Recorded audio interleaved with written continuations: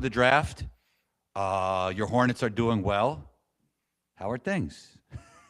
Things are going great. The Hornets are hot. I haven't had that conversation in quite some time, so it's a good conversation to have. Con Knipple is everywhere. Everyone's even trying to figure out a nickname for the boys. So, good times. It's nice to have a fun Hornets team to root for, and they're young, they're fun, they can shoot the lights out, and yeah, man, like you said, a lot of controversy at the top of the draft, a lot of conversation about who's going to go number one. So it's a good time to be a basketball fan. All right. I heard you say Cam Boozer is the perfect player for college basketball. And when I think about the perfect player for college basketball, I start thinking about Christian Laettner and Hansborough. Should this guy really go number one in the NBA draft?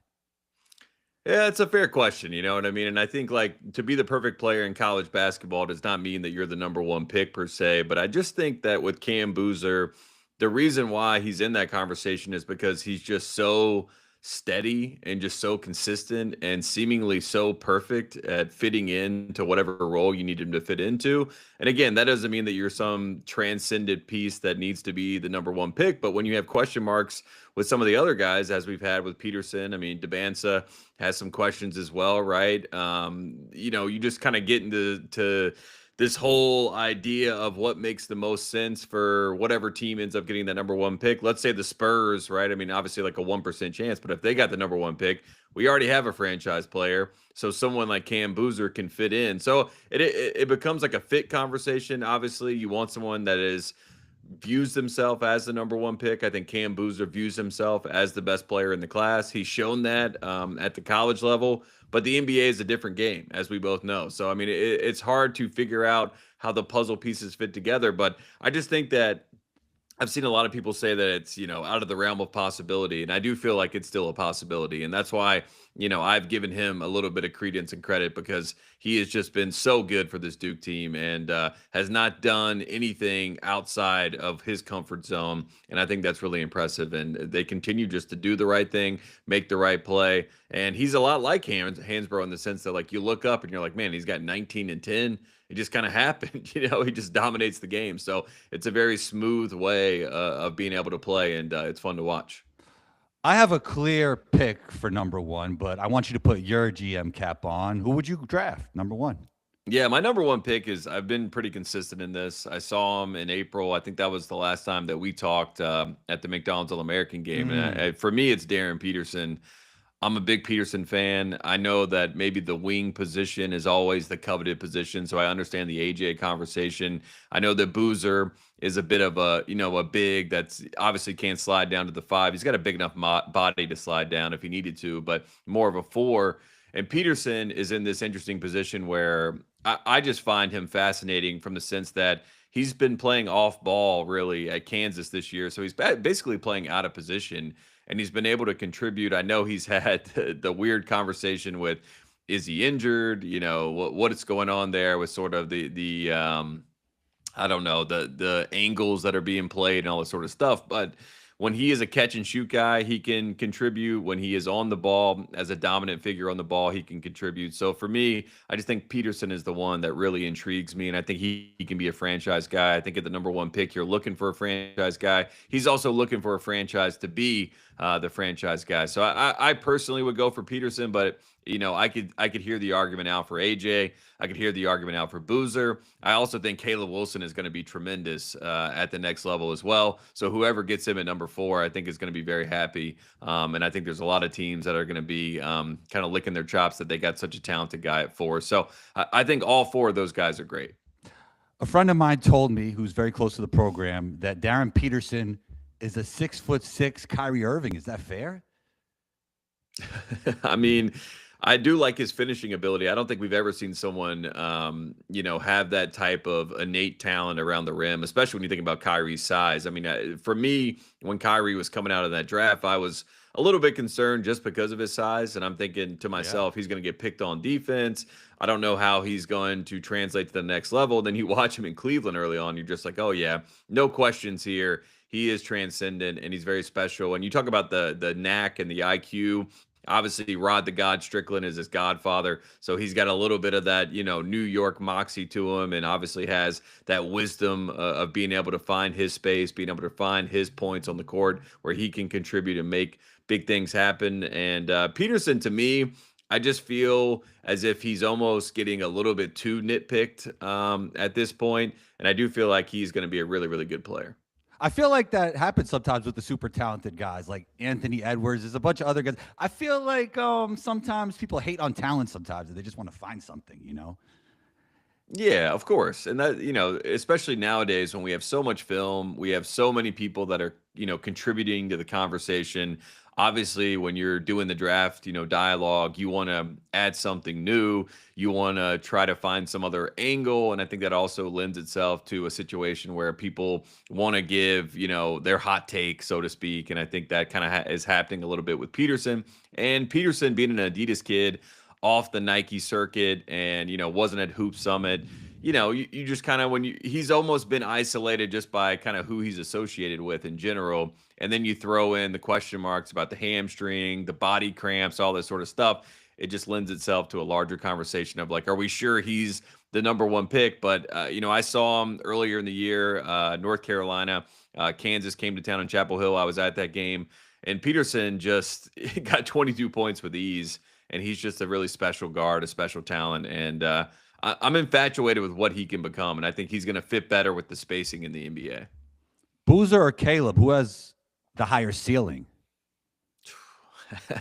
I mean, that's a tough one. I think that Boozer has a higher floor for sure. For me personally, I love Caleb's hand size. I just think that that's a cheat code when you get to the next level. Double teams come. Doesn't have to have two hands on the ball. I think there's a lot of GMs that are going to fall in love with Caleb's personality. Very competitive kid. I think both these guys are so competitive. I interviewed both of them together at the McDonald's All-American game, and they have a fun, friendly rivalry and banter back and forth. They obviously know each other very well. They played on the Knight Riders EYBL team together. So Boozer was obviously the number one option. Caleb was the second option. And Caleb really worked hard this summer to develop his game, and the touch, the feel that Caleb has naturally has really surprised me. I know people have had some concerns about the jump shot a little bit, but as far as the mechanics of it all, I really like the shot. I think it will get better as it gets to the next level. So as far as ceiling, I would actually lean Caleb, but I understand why Boozer will go before Caleb. Yeah, I feel like Caleb could be like a character at Blue Chips. I was just watching Blue Chips the other day. It's like he's a tantalizing NBA prospect, even maybe more so than Cam, you know? Yeah, absolutely. I mean, it's one of those things too where there's such good guys that you do the interview process with them and you figure out how much they love basketball, how much they have just a great rapport with their teammates and all this sort of stuff. So like, if you're the Pacers, for example, and let's say the Pacers get the number 4 pick, you don't really have to worry about Caleb coming in there and being upset that he's not the quote unquote franchise guy. Like he's going to get in where he fits in, and then he's going to develop into something special. And someone like a Siakam as a mentor for him that can show him how to get to certain spots, like that to me would be like a perfect fit for Caleb. And I think he's almost better when he has a chip on his shoulder. So for him, I've been kind of in the camp of let him go 4. Let him be behind those guys. Let him have that chip on his shoulder. And I think that'll actually help him maximize his ceiling. Yeah, I like that Pacers fit. I mean, Tyrese Halliburton just makes everybody better, too. That's part of it. Oh, man. Just out in transition. I mean, you can just see the fireworks already on the wing with him and Siakam. That would be incredible. So, AJ, I think he should be the number 1 pick because he's answering all of the questions, right? I mean, the playmaking has been a little bit better. The shooting is a concern, but he's shooting mid-30s. Not too bad. I think he could get better at that. But the team I want to see him with is actually the Wizards. Imagine that. AD, Trae Young, AJ. You got your wing. You got your big. You got your dynamic guard. I think that's the fit. Tate. Yeah, I like it. I mean, Sar at the 4 as well. So you got a front court that's long, lengthy. Obviously, you would have a supreme talent in AJ. And a lot of times you talk about guys that like want to have the burden of the number 1 pick as far as like the marketing, the interviews, the pressure, all that sort of stuff. Like AJ has definitely leaned into that side of things. I think he's totally comfortable in front of the camera, totally comfortable with the expectation of being the number 1 pick. So like, he won't be wide-eyed and, worried about any of that sort of stuff. I think he'll embrace it. Sort of like Paolo. I compared it to Paolo in 2022. It's like everyone was trying to figure out Chet, Jabari, Paolo. And then the closer that we got to the draft, it's like, oh, yeah, Paolo's the guy, right? I mean, he's kind of shouldered that pressure from day one, Coach K's last season, all that sort of stuff. And AJ going to BYU kind of bucked the trend a little bit, going to a program like that, playing for Kevin Young in an NBA type system. So none of the terminology will really be out of his depth at this point. And, I just think as far as being able to develop into a quote unquote superstar on the wing, AJ and Caleb, to me, both those guys check those boxes. And I would say, AJ's a 1A, Caleb's a 1B. I loved when they went at each other in the exhibition game early in the season. I think that showed a lot from both guys. But yeah, I'm with you. I mean, Bill Simmons, my boss, same sort of deal. He's like, the more I sort of talk around it, I'm just like, AJ's the guy. And I feel like that might end up happening at the end of the day. Yeah, your guy Bill stepped on my toes a little bit because I was actually going to post AJ DeBanza should be the #1 pick, and then I see Bill. I'm like, let me go in it. I mean, let me go in a different direction, man. Let me go in a different direction. Also, he's the work ethic. Like, his father. He had cameras in the house watching him do push-ups. I mean, that's a real thing. Like, that matters. Yeah, his dad is very involved. His dad was very nice. His dad actually told me that it was DeBanza, not DeBanza, but then AJ's been saying DeBanza, so like there's a lot of confusion there. And they're like focused on the T, but that's not really the issue. I don't know if it's like they just kind of gave up on the fighting back against the pronunciation and they just accepted that it's DeBanza. I've been saying DeBanza just because I got it from their mouth to my ears that's what it was. I've had some pushback on that. I mean, I know Billis early in the year was saying DeBanza, now he's switched to DeBanza, so we'll figure it out. As I said all the time with these guys, right? Like, we don't know how to say their names properly until they become a superstar. And I think AJ will rightfully do the same thing. Like, we didn't know how to do Antetokounmpo. Now I know the Nigerian version, Adetokounmpo. Oh, wow. I mean, that's how deep we get in the bag once we know how talented they are. So, that's what we expect there. And I think we get there with AJ. He's so good. All right, I want to shift to your Hornets because even when they were losing, I felt like the vibes were good, and then Tate, I have to let you know, I don't know if you saw it floating around the internet, but I predicted Khan would win Rookie of the Year. I said he was Klay Thompson with a better layup package. How do you feel about his development so far this season? He's been great. Just as you talk about IQ, you talk about playing off 2 feet, you talk about like being able to fit in around guys who obviously have been me first players, but have been able to deal, kind of build into the idea of a team. LaMelo seems to love him. I know LaMelo is like a fun-loving guy, but I do feel like this is the perfect type of person to put around him. Brandon Miller, I don't think we're talking enough about what Brandon Miller I got to take for you. I got to take for you. Yeah, please. I got to take for you. I think Brandon Miller will become better than Jalen Williams. Oh, okay. I like it. I want that. I mean, I was in love with Brandon in college. I just thought he was such a dynamic player. Going into that draft, right, there was so much scoop PR that was happening. I got a little bit worried about, what the Hornets were going to do there. I'm like, are they going to miss out on a transcendent guard? I wasn't a fan of the coverage around Brandon Miller. I'm not going to lie. Yeah, a lot. You throw on all the extracurriculars, with the storyline and everything else. That also didn't help Brandon Miller. But he's another guy that's really fit into the team model. And that 5 that they have that has been the best 5 in the NBA when you look at plus minus. I mean, Diabate has been such a nice piece for this team, giving them a little bit of edge. He's obviously, got the whole Moose angle to that. And then, Miles Bridges, Airbnb with him and LaMelo Ball. They've obviously been there and been a constant, so it's nice to have those guys. I thought Kobe White was a really big pickup for this team, sort of as a 6-man scoring option that can really help them, a better option, I think, than Colin Sexton. So you piece it all together, it's been great. And you mentioned Knipple. Knipple's such a good pick and roll player as well. And he's such a great catch and shoot player that he can do both at such an elite level that he can get in where he fits in. He doesn't seem like he's ever playing above his means. And, the PR of it all is tough because I think Cooper Flagg, for the sake of the league, should probably be Rookie of the Year. But it's hard to argue against what Khan has been able to do. When LaMelo gets on a heater, it's different. Like one-footed step backs off one leg, and he just plays so loose. It's very Steph Curry-like how loose he plays. It's almost like when I go to the gym and I really don't care that much. Like I'm shooting one-legged shots from half court. There's no no tightness. It's just easy. It's just fun for him. Yeah, it feels like LaMelo has to almost play that way, like if you try to get him into a rigid structure and tell him what to do, it's like he's a gunslinger. That's not really going to accentuate who he is as a player. It's like if you let him play free, you give him that freedom, then you get the best version of LaMelo, and he's having fun. And it does feel like the fact that he's doubled down says that he wants to be in Charlotte, loves Charlotte. I think Charles Lee has done a really good job with LaMelo. There was a lot of pushback earlier in the year. Maybe Charles Lee and LaMelo don't fit with each other. They don't like each other. That has been debunked multiple times. And obviously, we can see their relationship and their rapport has grown quite a bit. I think LaMelo is working to mature into a kind of guy that can help the bottom line as far as winning games. And I've just been really impressed with just how this whole team has been able to flow together. And you talk about the youth of that team. I just hope they don't break it up. That's my big Why would they? concern. Why I would know. they? I hope not. I mean, everybody wants to break up these young cores, but I feel really good about where they are right now. Were you concerned earlier in the year when they were losing a lot, and then LaMelo was kind of put into that like Trey Young, John Morant? Yeah. These guards don't have as much value narrative. Were you concerned then, or you saw this coming? How good they could become?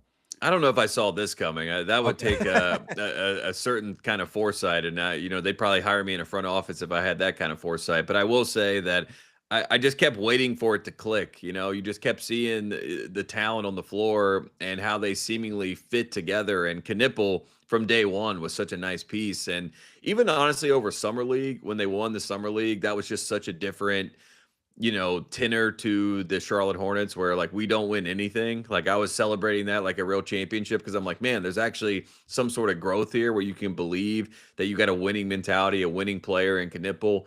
And they just obviously got off to a rocky start a little bit there, but they just found their footing as a group and they just seem to like each other. And I just think we underrate that sometimes with these teams in the NBA. The fact that all these guys get along, they're all seemingly friends off the court. And that's a powerful tool when you're playing basketball with each other. Yeah, the vibes are good. It does feel like kind of a loss for Michael Jordan, even though he's had a lot of wins lately. The guy got 20 M's for one interview, and then he didn't even have to leave his house. They just chopped up the interview, and he's a broadcaster now. Good for him. NASCAR, he's winning, but I don't know, with this Hornets hot streak, it don't seem too good for Mike on that end. Yeah, I honestly have this like deep-seated theory that Michael Jordan is okay and content with like nobody ever coming, and surpassing what he was able to do as a player. So if he's able to take one of the 30 teams out of the mix for that, then maybe that was part of the plan. Whether it was the Wizards or whether it was with the Charlotte Hornets. And I think with basketball, sometimes you're such a basketball genius in your own right, and with what you do as a basketball player, you don't understand the different personalities and sort of stuff that goes into it for other people because you're just like, what do you mean basketball is not everything that you care about innately? And I think for Michael Jordan's competitive sake, it's nice that he got into fishing. NASCAR, he's won 3 straight races. He's a great owner in NASCAR. So it kind of shows that he's not a bad owner. It just might be the bad fit with the sport because he couldn't really relate to what was happening with this generation of basketball players. And I think if you were to ask him off the record how he feels about the Hornets, he would be happy. You know what I mean? Like, I don't know if he would say it on the record, but off the record, I think he would say he's happy. How do you feel about OKC Thunder fleecing the Sixers and getting Jared McCain? Perfect fit. I mean, they just keep doing it. They keep doing it over and over again. Yeah, I've been waiting for some big market team to go after Presti. I've been waiting for that move to happen, like a Lakers, one of these teams to just say, hey, instead of us spending all this money on the big superstar free agent, why don't we spend this money on Presti and have him build out a roster for us? And then we're actually going to be able to contend for years on end. And maybe we get there at some point. He's been incredible. The evaluation at the grassroots level has been great. Obviously, OKC has tapped in and been able to find these hidden gems like a J-Dub, as you mentioned before, at Santa Clara. They know what they're looking for. They know the personality traits that they want to find to fit into this team. And, it's one of those things where just trying to forecast the future of what OKC is about. I mean, they have every single kind of box checked, and they have the picks, they have the assets, they have the players. They're a triple threat across the board, and I'm not sure they're going to repeat this year. Obviously, we haven't had a repeat champion in quite some time since the Golden State Warriors had their dynasty, but they're trending in that direction, and they're a fun team to watch. And any team that can play defense that physically and get away with it is a cheat code, and they get away with it. And I think that's why you see some frustration from, like an Anthony Edwards or some of these other teams in the West that are like, I wish we could do that. But look, they do it consistently. They know that they can manipulate the game at some level with that physicality, and it works. You have OKC or the field? I would take the field. Why so? I just I can't really get off this Timberwolves team, and I know Oh, that's really? I Wow. know that's a little bit of a You know what? stretch. I love Julius Randle a lot more on this team than the Knicks. Oh, Like definitely. it used to be tough to watch Julius Randle play, and now he processes the game well. He's such a great Robin next to Ant. He plays with much more flow and Mhm. happiness. I mean, he's just like a totally different guy.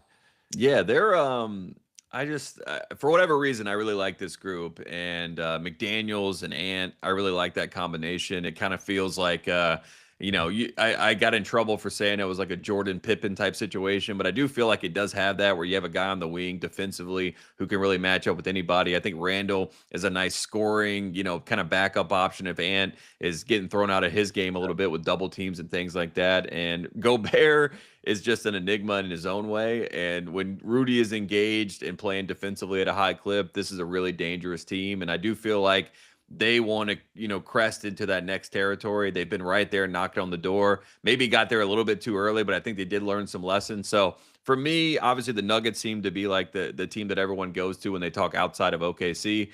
But I like what Minnesota's cooking. I really like that team. The Knicks, I always get at Knicks fans for being so up and down, but I don't blame them Mm. because some days they look terrible, and then some days they look like legit title contenders.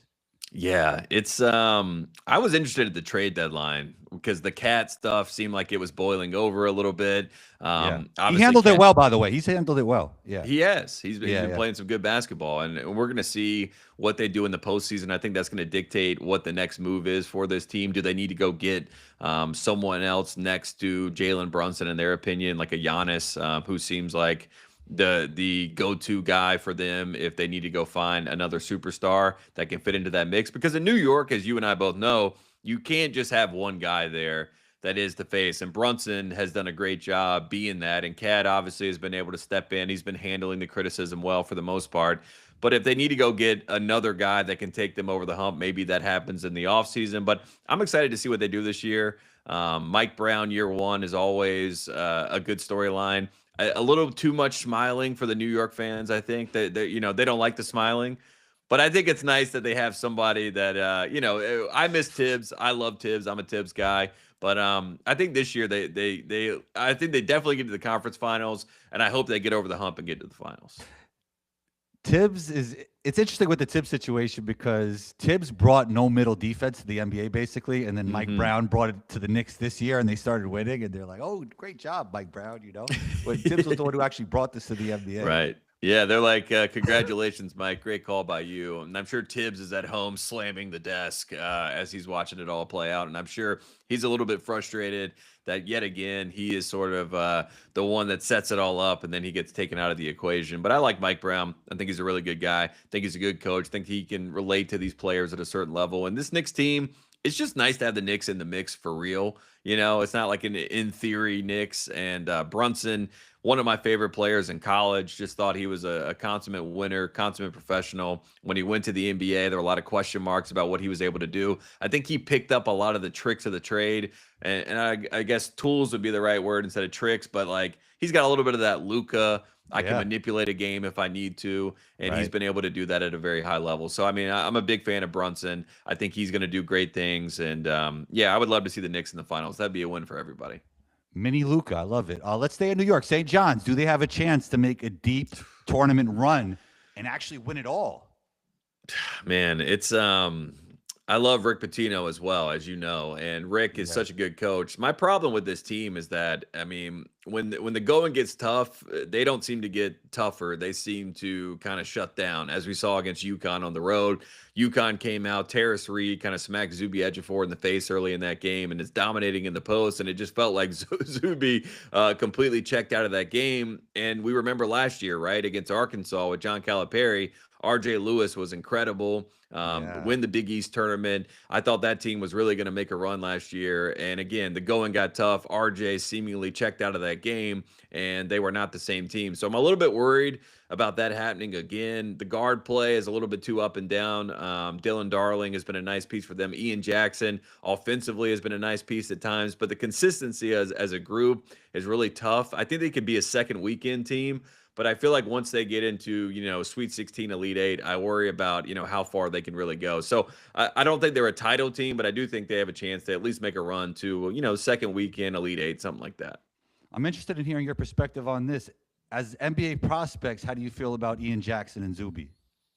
Well, I just think Ian Jackson is, kind of a little bit of a Jordan Clarkson, Jamal Crawford, six-man type piece, coming off the bench. Even like what a Kobe White is doing at this point in his career, Colin Sexton, right? He would be in that group of guys. Defensively, he really has to improve. I think he has under Rick Pitino, which is the reason why you go and play for Rick Pitino. Rick has been really tough on him.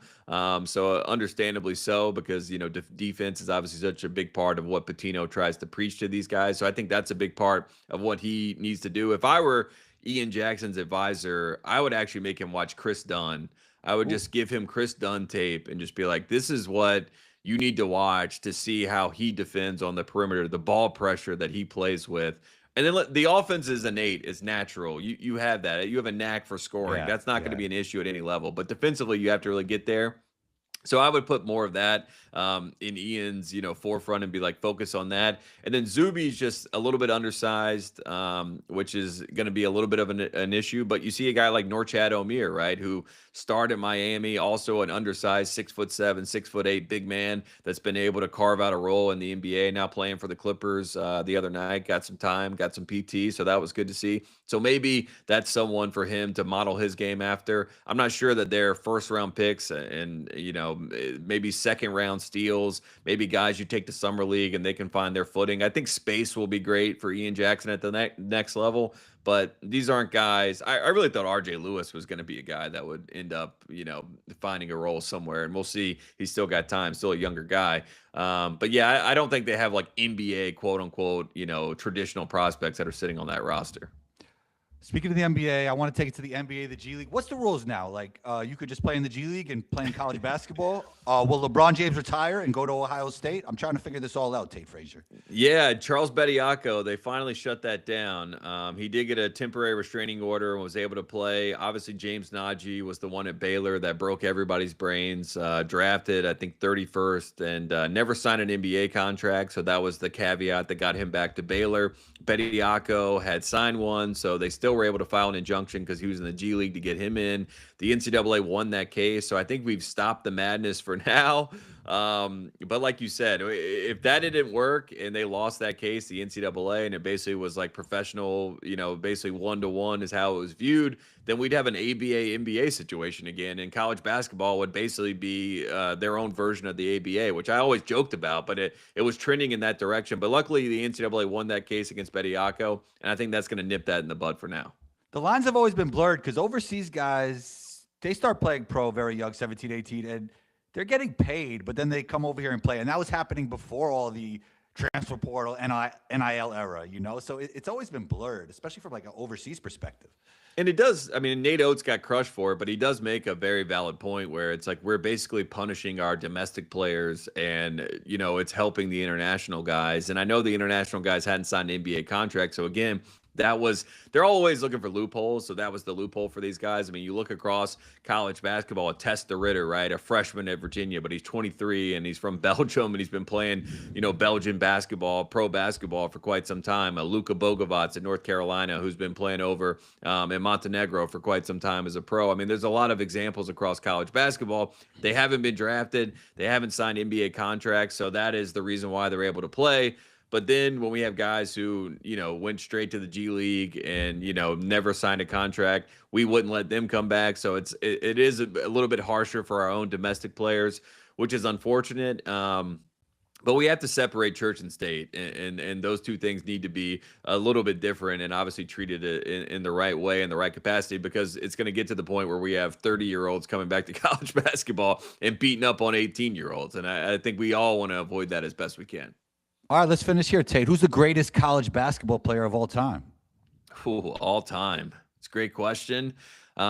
if we want to go all the way back into the annals of history, I mean, Pistol Pete is, probably one of the first names that I throw out there. You just look at the record books. I mean, average 44 points per game with no 3-point line. So, and someone, I can't remember who it was, and I apologize, but someone a couple years ago like went back and did like the shot tracking data with the line put in, and he would have averaged around like 53 points per game or something like that. So it would have been even more ridiculous if he did have a 3-point line. So Pistol Pete's obviously in that conversation for me. This century, I just, Tyler Hansbrough is really hard to beat when you just talk about full-on career. I know he's not the best NBA prospect, but what he did in his 4 years at North Carolina at every single level, the first year they lose to George Mason, who ends up going to the Final Four, Larinaga's team. They were up big in that game. I think they were up 23-8 in that game. And then, George Mason goes on a run. Georgetown the next year in the Elite Eight, right? North Carolina has a big lead in that game. They go on an 8-minute scoring drought, and then Georgetown ends up going to the Final Four. The next year they get to the Final Four. Roy Williams plays Kansas and has like his emotional, I don't want to see Kansas game, and he's basically in tears the entire game. And Kansas and Bill Self come in and smack him in the mouth and dominate that game. Cole Aldridge and Darrell Arthur, and they lose in the Final Four. And then 2009, one of the most dominant teams. So they're obviously in the conversation. I think Jay Williams is definitely in that conversation as well at Duke, 2001 Duke, what he was able to do during his time at Duke. I would throw him into the mix. I know a lot of people with the metrics, throw out guys like, Zach Edey has been in that conversation.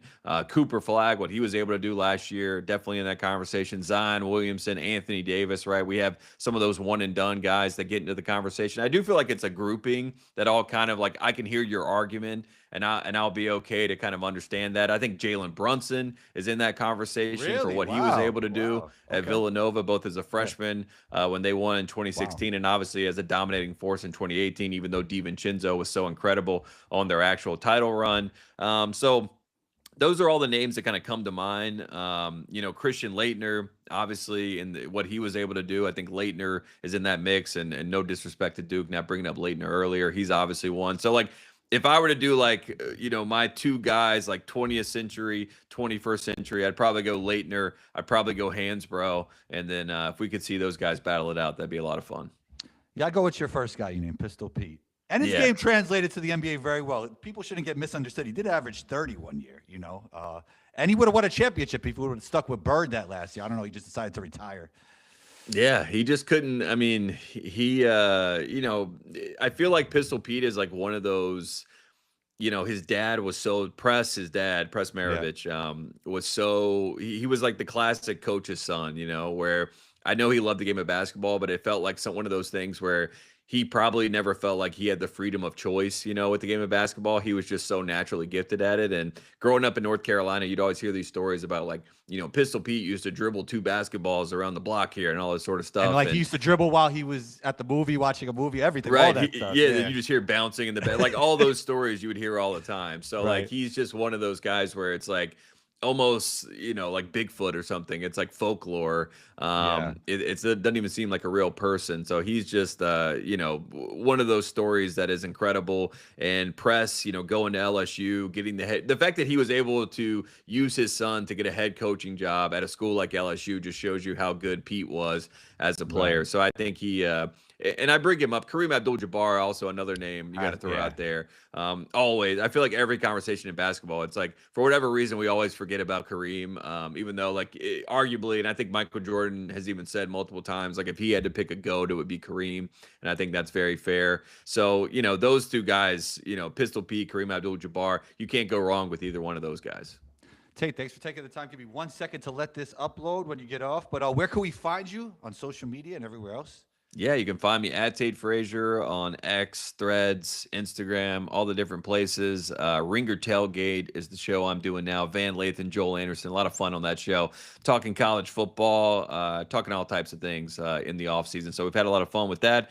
Doing the Basket Under Review show with Trilly Donovan's team and Eamon Brennan. So that's a whole lot of fun. And then ACC Network, basketball podcast. Hey. Supporting the ACC, and appreciate them supporting me. So having fun with that too. People have to know that Tate is a real college basketball guy, and I feel like maybe he gets annoyed when people keep on asking him draft questions. He wants to talk real college basketball. You have to walk a day in my shoes. I mean, I can't even have a conversation about these teams without being like, where does he project at the next level? I'm like, I haven't thought about it yet. I want to see how he projects in March, and I want to see what his seed line is. So that's just kind of the world that we live in. Everybody wants to get to the next thing, but Yeah. I love college basketball. I think it's in a really good spot right now. I think the rules and regulations that have been a little bit exposed are getting trimmed up a little bit, and I think the sport's in a good spot. And just look at the numbers, look at the ratings. I mean, people are loving the game, Yeah. loving these teams, and we got 4 elite teams in college basketball right now: Michigan, Arizona, Duke, and Florida, and UConn as well. So we really have 5. So you put those 5 teams out there; they're all going to be great to watch in March, and I'm excited for it. I'm excited as well. Tate, thanks for taking the time. You know, you're always welcome back, and talk soon. Yeah, man. Anytime you need me. Give me